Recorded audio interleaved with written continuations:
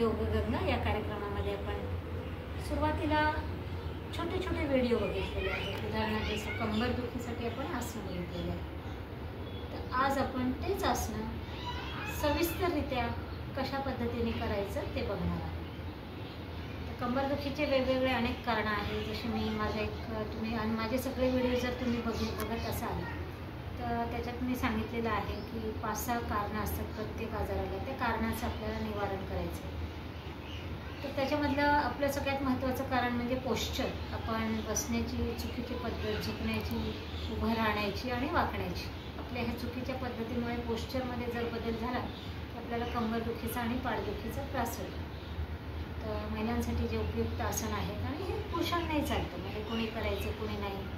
तर पिरियड्समध्ये महिलांनी करायचे नाही. मुलींनी किंवा महिलांनी जेव्हा पिरियड्स असतात तेव्हा पोटावरचे आसन करायचे नाही. बाकी हे सगळेजण करू शकतात हे आसन. तर आपण सुरुवातीला बघणार आहोत पोटावरचे आसन. तर सुरुवातीला आपल्याला पोटावर झोपायचं आहे. या पद्धतीने सुरुवातीचं पहिलं नाव आहे आसनाचं मकरासन. आता श्वासाचं आपल्याला काय बघायचं आहे की इथं म्हणजे दीर्घ श्वास आणि दीर्घ प्रश्वास. दीर्घ श्वासाचे बरेच फायदे आहेत. दोन्ही हातांची स्थिती अशी ठेवलेली आहे आणि त्याच्यावर हनुवटी ठेवलेली आहे आणि एक एक पाय आपल्याला मागे हिपला लावायचा आहे. एक एक आसन आपल्याला कमीत कमी 5-5 वेळाच तरी करावं लागणार आहे. हळूहळू कालावधी आणि आवृत्ती वाढवायचं आहे. सुरुवातीला कालावधी हळू होईल, नंतर हळूहळू कालावधी वाढेल आणि आवृत्ती पण वाढेल. तर श्वास दीर्घ चालू ठेवायचा. दीर्घ श्वासामध्ये ऑक्सिजन लेवल जास्त जाणार आहे.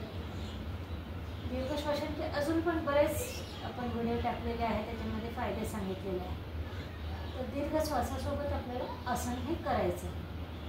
आसन झाल्यावर थकवा आला असेल तर या पद्धतीने सुरुवातीला नवीन जेव्हा आम्ही आसन करतो सुरुवातीला या पद्धतीनं थोडंसं शवासन करून घ्यायचं. तर दुसरं आसन आहे भुजंगासन, अर्धभुजंगासन. दोन्ही हात या पद्धतीने ठेवले आहेत आणि श्वास घेत या पद्धतीने काही सेकंद स्थिर, उदाहरणार्थ 5 म्हणेपर्यंत किंवा 10 म्हणेपर्यंत. पुन्हा श्वास सोडून सावकाशरित्या खाली आणायचे. पुन्हा तिसरं जे आसन आहे पूर्ण भुजंगासन. दोन्ही हात आता पूर्ण उचलायचे आपल्याला. 1 2 3 4 5. पुन्हा सावकाशरित्या श्वास घेऊन सोडत झटक्याने सोडायचं नाही किंवा झटक्याने घ्यायचं नाही असं. पुन्हा चौथं जे आसन आहे उजवा हात मागे आहे आणि डावा हात समोर आहे. त्या डावा हात आणि उजवा पाय उचलायचा. 1 2 3 4 5. तसंच दुसऱ्या पद्धतीने पण दुसऱ्या बाजूने करायचं हे असं. 1 2 3. लांब लांब श्वास चालू ठेवायचा. 4 5. असं एक एक आसन 5-5 वेळाच करायचे. पुन्हा सर्पासन. दोन्ही हात मागे आणि समोरचा भाग.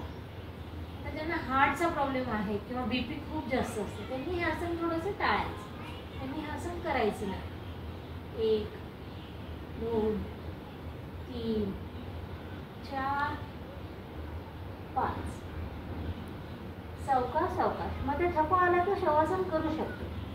पुन्हा करूया दोन्ही हात मांडी खाली, शलभासन. कंबरदुखीवाल्याने एका पायानेच करायचं. एक पाय आधी उचलायचा. 1 2. जेवढं उचलता जाईल त्याला पायाला फोल्ड नाही करायचं, सरळ ठेवायचं. 3 4 5.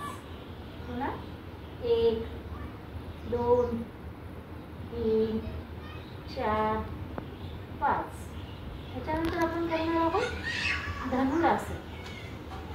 सावकाशरित्या दोन्ही पायाला फोल्ड करायचं आहे. दोन्ही हाताने दोन्ही बोटे धरायचे आहे आणि दोन्ही बाजूनी शरीराला उचलायचं आहे. 1 2 3 4 5.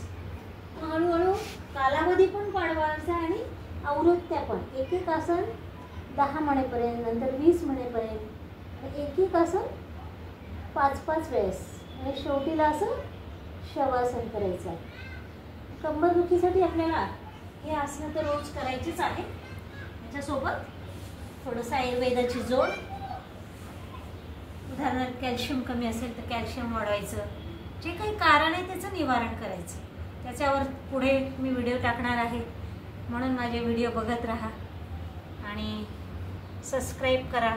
जास्तीत जास्त लोकांपर्यंत प्रत्येकाला त्याचा लाभ मिळावा आणि प्रत्येक व्यक्तीने स्वस्थ राहावं, हीच उद्देशच हा आहे व्हिडिओ बनवण्याचा. की करो योग रहो निरोग, कराल योग तर राहा निरोग. ओम धन्यवाद.